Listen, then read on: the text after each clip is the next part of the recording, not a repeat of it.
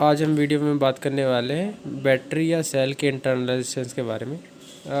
Cell के internal resistance क्या होता है, what is IR of battery और सेल, बैटरी में आंतरिक प्रतिरोध क्या है, इसके बारे में हम जानेंगे।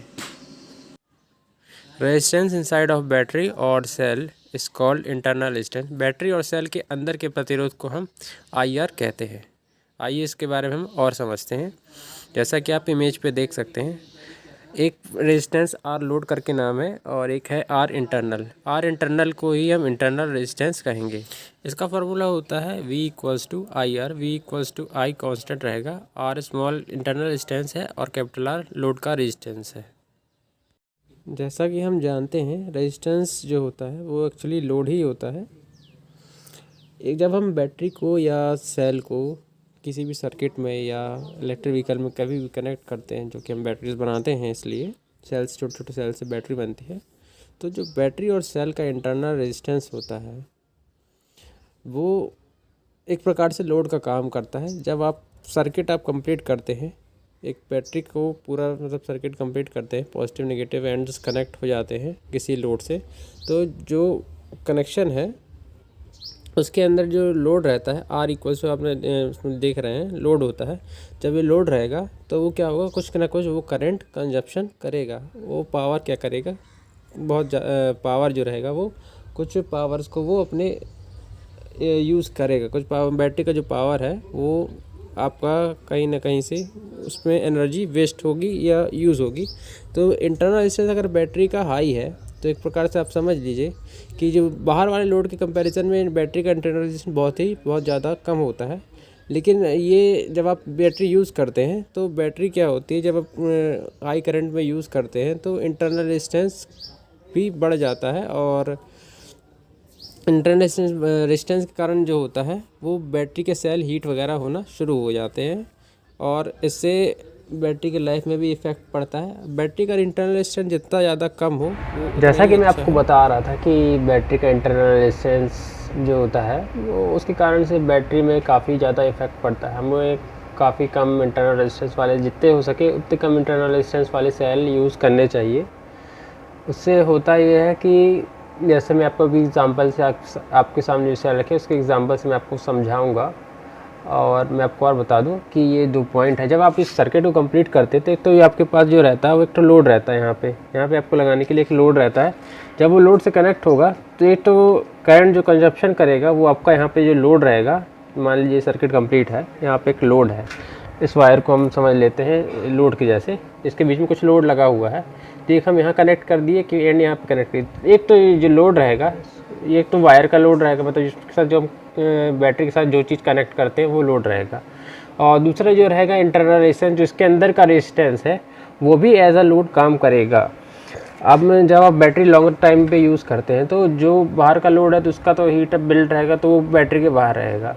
और जो इंटरनल रेजिस्टेंस के कारण जो बैटरी के अंदर जो लोड के कारण जो हीट बिल्डअप होती है वो बैटरी के अंदर के सेल के अंदर रहती है, जो सेल्स को डैमेज भी करती है काफ़ी हद तक। धीरे धीरे करके उसमें काफ़ी इफेक्ट पड़ता है उसका। तो जितना ज़्यादा इंटरनल रेजिस्टेंस कम हो वो उतना ही अच्छा है। इंटरनल रेजिस्टेंस हम मेज़र करने के लिए हम IR टेस्टिंग मशीन यूज़ करते हैं। ये देखिए इस प्रकार से इसका इंटरफेस रहता है, काफ़ी अच्छी क्वालिटी का ये IR मशीन है। और ये देखिए इसको हम पहले स्विच कर लेते हैं। मैं आपके करके इंटरनल रेजिस्टेंस दिखाता हूँ। ये हमारे पास रूफर का 1C का सेल था, इसका मैं आपको रेजिस्टेंस निकाल के दिखाता हूँ। देखिए हमने इसको अलग कर दिया उस प्रकार से, कैबिनेट में जो आता है, इसे यूज़ करने में आसानी होती है। देखिए ये इसका इंटरनल रेजिस्टेंस 129 है। ये रूफर का 1C है और ये रूफर का 3C है और अच्छी क्वालिटी का सेल है ये वाला। इसकी प्राइस भी काफ़ी ज़्यादा होती है। तो इसका मैं आपको भी इंटरनल रेजिस्टेंस दिखाता हूँ। इसका इंटरनल रेजिस्टेंस देखिए 1920 है, 1920 है। ये सेल उससे अच्छी क्वालिटी का होगा। मैं आपको कैटेगरी वाइज रख के बताते जाऊँगा बाद में। ये देखिए ये बाग का 2550 mAh है, इसका इंटरनल रेजिस्टेंस 21 है। देखिए तो ये रेजिस्टेंस वाइज हमने इसको रखते चले आ रहे हैं। ये है HX का EV ग्रेड का सेल है। इसका इंटरनल रेजिस्टेंस अब मैं आपको दिखा देता हूँ। ये देखिए इसका इंटरनल रेजिस्टेंस 5.5 5.6 है, तो ये इससे भी कम होगा।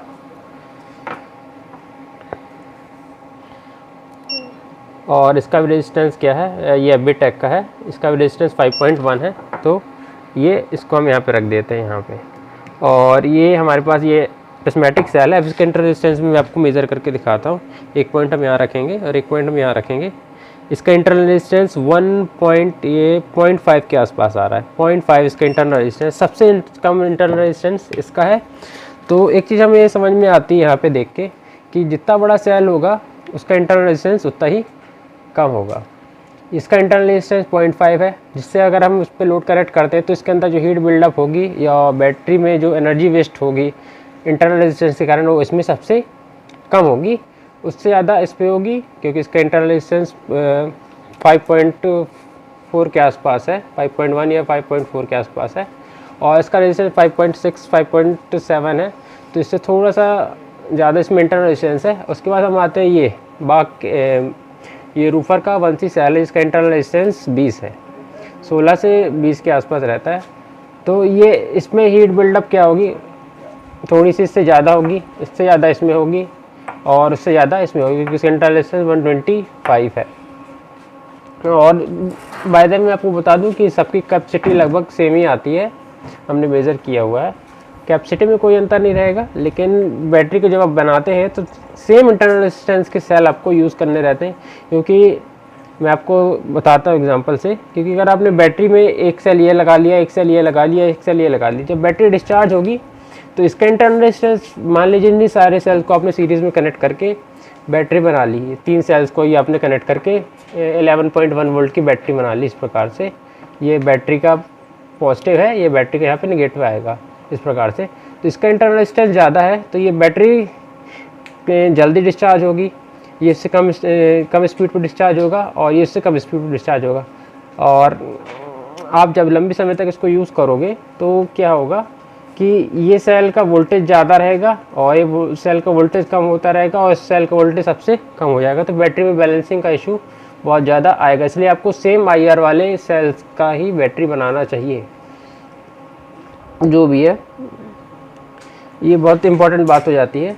और जितने बड़े सेल आप यूज़ करोगे इंटरनल रेजिस्टेंस उतना ही कम का, उतने ही कम बैलेंसिंग की प्रॉब्लम आएगी। जितनी बड़ी बड़ी कंपनियाँ रहती हैं वो ज़्यादातर क्या करती हैं, प्रिज्मेटिक सेल में बैटरी बनाती है। महिंद्रा का ई-रिक्शा जो आता है उसमें बड़े बड़े प्रिज्मेटिक सेल लगे रहते हैं, 102 EH 110 EH के प्रिज्मेटिक सेल लगे हुए रहते हैं। उनका इंटरनल रेजिस्टेंस कम रहता है और डिस्चार्ज करंट 3C, जितने भी सेल यहाँ पे रखे हुए इसको छोड़ के सारे 3C पे है। और ये क्वालिटी जो होता है वो इसी पर डिपेंड करता है कि जो सेल अच्छी क्वालिटी के होंगे वो तो आपको हायर प्राइस पे ही मिलेंगे। आज का वीडियो इसी के ऊपर था, कैसा इंटरनल रेजिस्टेंस मेजर वगैरह किया जाता मैंने आपको बता दिया। अगर बैटरी का इंटरनल रेजिस्टेंस ज़्यादा है तो इसका मतलब आप समझ लीजिए कि वो बैटरी ज़्यादा स्पीड से डिस्चार्ज होगी। अगर आप में लोड कनेक्ट करते हैं ये सेल पे, इस सेल पे और इस सेल पे, 3 सेलों पे आपने सेम लोड कनेक्ट किया, 1 घंटे के लिए आपने लोड कनेक्ट किया, तीनों की कैपेसिटी मान लीजिए 2500 mAh है अभी, तो 1 घंटे के लिए लोड कनेक्ट करते हैं तो इसकी कैपेसिटी 1 घंटे बाद क्या रहती है, 1200 mAh रहती है। तो इसकी कैपेसिटी 1100 mAh रहेगी, इसकी कैपेसिटी शायद 900 mAh के आसपास भी आ सकती है लॉन्ग टाइम में यूज़ करने के बाद, क्योंकि जितना ज़्यादा इंटरनल रेजिस्टेंस रहेगा उतना ज़्यादा ही बैटरी पे इफेक्ट पड़ेगा जब आप इसको यूज़ करते हैं। तो कम IR होना बहुत अच्छी बात है, इससे बैलेंसिंग की प्रॉब्लम नहीं आती है। और बैलेंसिंग की प्रॉब्लम कम IR से नहीं, जितने भी सेल आप यूज़ करते हैं 125 वाले के साथ अगर आप बैटरी बना रहे हैं तो सारे सेल 125 के हो तो ये अच्छा है।